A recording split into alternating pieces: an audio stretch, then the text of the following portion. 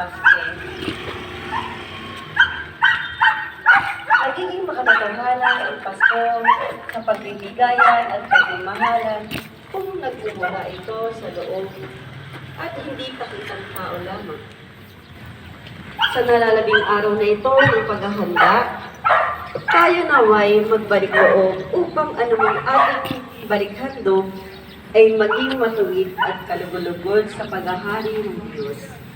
Tayo mo ngayon ay nasa ikatlong linggo ng Adbyento at ang mamumuno po sa